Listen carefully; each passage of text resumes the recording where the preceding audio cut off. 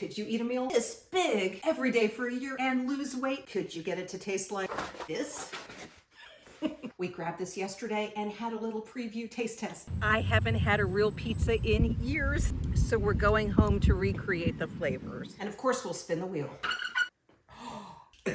Okay, so can we eat something that tastes like this, but that drives weight loss? Featured in 8 magazines, this one features our skillet dishes. This is the Domino's pizza version of our skillet dish. And we're gonna whip it up with a secret ingredient. Shall I take a bow? How about instead, let's whip this up in 5 minutes. Let's go. Broth, pizza sauce, no added sugar, salt, pepper, super secret ingredient. Are you ready? All right, liquid smoke. Bit of that. Okay, made a mess. The skillet. Cauliflower rice, 24 ounces. I'm going for half.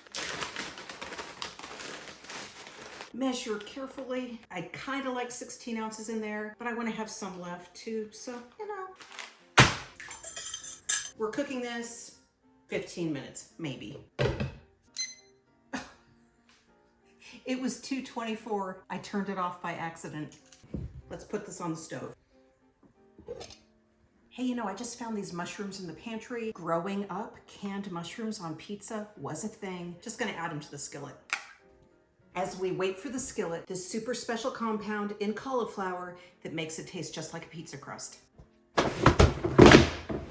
Special compound. So you guys know I have a PhD in political science, straight out of the American Journal of Nutrition. There's nothing in cauliflower that makes it taste like a pizza crust. Okay.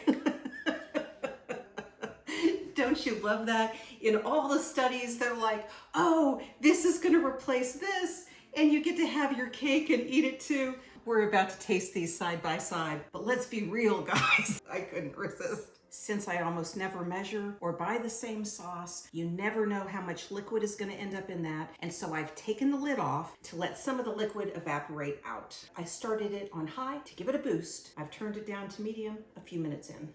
As it cooks, let's grate the mozzarella. Let's time it. How long does that take? This mozzarella, by the way, this piece is about 500 calories. That's nearly half the calories of the whole meal. If I'm being honest, I'd like a lot more. So this is one you kind of gotta watch. 1 minute and 4 seconds. That's pretty quick. So we're all ready to add it. Okay, here it is. We're just adding the cheese and the pepperoni. You can mix some cheese into that cauliflower.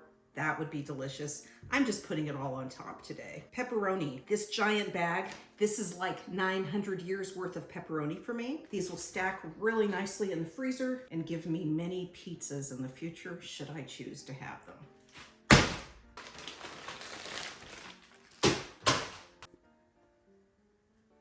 You could put this in the oven to get a little closer to the pizza experience. I'm just putting it back on the stovetop. I'm gonna put the lid on, let the cheese melt, let that pepperoni heat up. That's all. This one and I ventured out yesterday to get this. And our big question today, does this taste anything like it? Okay, how are we gonna do this? Which do we taste first? Alistair wants to taste the pizza first. I'm feeling like maybe we taste the skillet first. Here's the question to you. You're 300 pounds, you want to get out and live a new life. What do you think of the skillet dish? It's not a bad version of pizza. If I was like 300 pounds, I'd eat it, but I'm not 300 pounds, so. So you're feeling like between your two choices here, you're all day long right there. Yeah. Okay, let me taste. You're not wrong. Congratulations to live in the world of pizza. Let's taste this. That's all right. It was good. We ate another one of these yesterday. I had not had a pizza in years. And I'm gonna say, here at Eat Like a Bear, we shouldn't be running around these pizza parlors putting this on camera. Pizzas are too delicious. You wanna keep eating them. The comfort foods, you know, the biscuits and gravy, the cinnamon rolls, all of these things, the pizza, it's hard to get to satiation. You wanna keep eating it. I experienced that yesterday as I gobbled up most of one of these pizzas for the first time in years. It was delicious. But Is it worth being 300 pounds? Or my high weight was 280. It's not worth it, guys. It's not worth it. And I'm gonna have to go out hiking today just to work off the pizza that I had yesterday, because that was extra. I'd already eaten for the day, and we're running around at Domino's, Domino's Pizza. And so our review of the Domino's Pizza Skillet. So, out of 10, I'd probably give it a 5. It's not bad, but like, the pepperoni really carries it here. Other than that, it's not really that good. I can hear you reviewing this. That's fine. That's good. People want to know. People want to know. Yeah, no, really, it's really all about perspective. This recipe has been one of the favorites in this book, Half My Size with a Ridiculously Big Skillet. But in the book, it doesn't have the secret ingredient. I need to email the book buyers and tell them about the new secret ingredients. This one getting in his reviews while I'm gone. I'm giving this a 9 in my world. The flavors are there, but it's story time. As we eat, let's spin the wheel.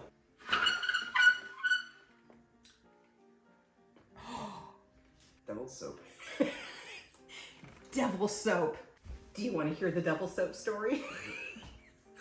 Oh my goodness. This is kind of a long story. I hadn't even planned to tell it today. Devil soap. What do you think this story's about? Soap, I don't know. It has something to do with soap. I don't know what the devil part's about. The devil part is about, you ready? The actual devil possessing actual soap. I grew up in the 80s, in the era called the Satanic Panic. When I was Alistair's age, we were not allowed to listen to all the devil music and to play the devil games. You were right. Dungeons and Dragons was a game of the devil. AC/DC, Black Sabbath, for heaven's sake, Black Oak, Arkansas. Do you remember those names? Oh my gosh, they were like banned in the house. Banned. Oh, I could tell stories about the Satanic Panic. This is one. We're there. It's what, 1980. We're completely terrified. What, The Exorcist had come out about a decade before. We think we're gonna be devil possessed by, I don't know, listening to music, backmasking music. We were not allowed to backmask music. Do you know what that is? Yeah, you like play it in reverse and then you see like the hidden messages in it. Yes, yes, yes. I don't know, should I admit that we backmask music? Maybe we'll put that story on the wheel for later. Because I was a pretty good kid. Maybe partly because I was terrified of becoming devil possessed. Okay, so there we are, 1980. We're terrified of the devil. We also happen to be terrified of clowns. My grandmother had passed that year, and she left us with this glass clown statue. And one day my sister and I are at home, and we start to get creeped out by the statue. We decide we're throwing the statue away. And so we did. And we went out, we threw it into the big bin, and then we looked down at it, and its head had broken off in the trash can.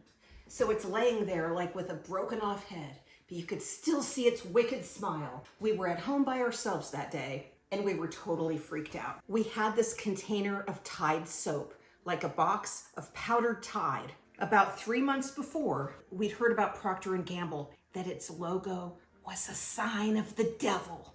Hey, don't laugh. It was the Satanic Panic. The soap terrified us, but you know, my mom was so frugal. We were like, Mom, we gotta throw the soap away. Gotta throw it away. She's like, come on, we're gonna just use the soap up. We don't have to buy more Tide or any other Procter & Gamble soap. Let's just use it up. That day of the clown, some 2-3 months later, we go and we check how much of that soap had been used. And you know what we found? The soap had not gone down in all those months.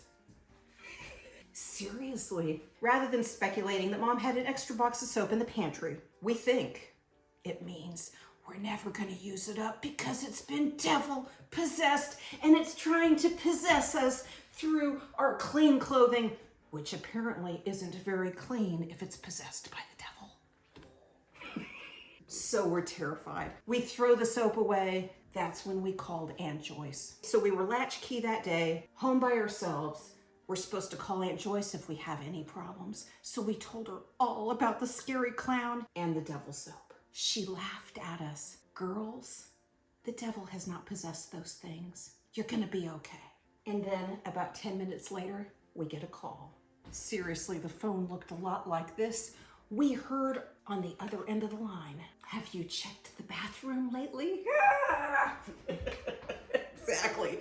We were terrified. We called Aunt Joyce back, pleading to go to her house. The devil was after us. She laughed and laughed. And then she let us know that 20 minutes before, when we had talked to her before, she was so entertained, she hung up the phone, she walked 5 doors down to her best friend, Linda. She laughed and told Linda about how we were terrified about the clown and the devil soap. The thing is, Linda had a son, my age, Stevie Davis. And apparently Stevie is the one who made the call. I always think of Stevie when I see clowns and Tide soap. And I want to say that was in about 1980. 1980. It wasn't until after 2020 that I used Tide soap again for the first time.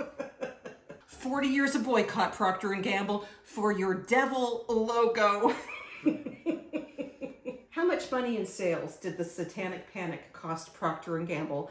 I ask you, leave a little comment. Did you also avoid Procter & Gamble because of its logo?